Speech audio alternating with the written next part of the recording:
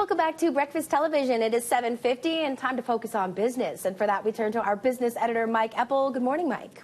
Hello, Sarah. Welcome back. Good to see you. Thank you very much. Let's start with some good news. It's been a good day, or good year even, for the markets. Yeah, and it's getting better all the time.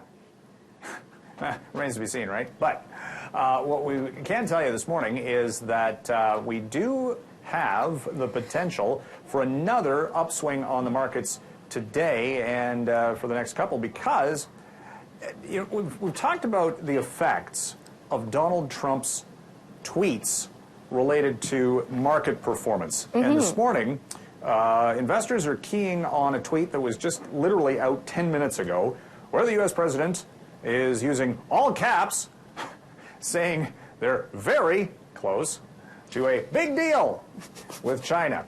And my voice would indicate the all caps usage. So the worry here was that as of Sunday coming up, there was another round of tariffs that was going to take effect against Chinese exports. So it would just ramp up the whole trade issue. If they back away from that, get a first phase deal, this is going to be reminiscent of what happened with the new NAFTA negotiations. Once that got passed, the preliminary agreement, everybody kind of exhaled a little bit, dampened down the rhetoric, got back to business. So despite all of that, it's remarkable to see. The TSX is up 19% this year. The Dow's up better than around the same, and the NASDAQ's up 28%. So, I mean, it's been a good year despite all of the goings-on the trade front. Okay, Mike, now let's talk. Oh, sorry, my teleprompter is all in caps, so I thought that's now how we deliver. No? Let's talk Lululemon.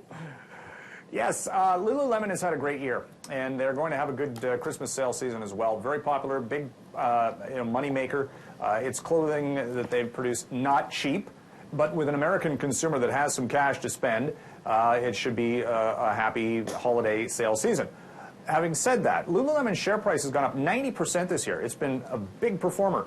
And then the earnings, they topped estimates, but kind of said, whoa, slow down a little bit. Things are fine, but don't get ahead of yourself. Don't get overly exuberant. So maybe bringing in some zen, a moment of zen for yoga wearers everywhere, trying to cool things down. And the stock is down 4% in response in the early going this morning. Okay, before I let you go, if I'm looking to save a few bucks or a lot of money, I might just want to skip the Christmas tree. Well, real Christmas trees, fresh cut, are expensive, according to reports. Now, again, it's anecdotal. It depends where you are. It depends what type of Christmas tree you want.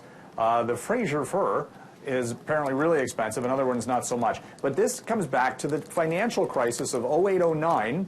Christmas tree farmers then weren't planting trees as much, and now we're 10 years, which is the gestation for a Christmas tree. Right. Not as many in the market, so it might have a ripple effect in prices, supply and demand, as always. Yeah, it's remarkable here. If you want a tree about 6 feet, you need to at least invest 4 to 7 years into it. That's seems like a lot, given we cut it down, we display it for a month, and then to the curb it goes.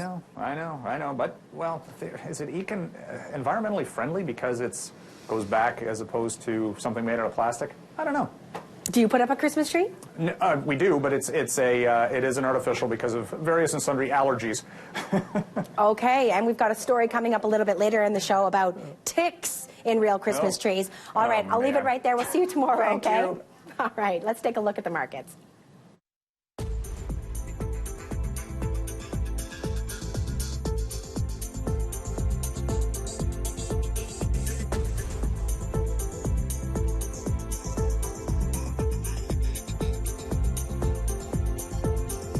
This portion of BT is brought to you by 660 News, Calgary's breaking news, weather, and traffic station.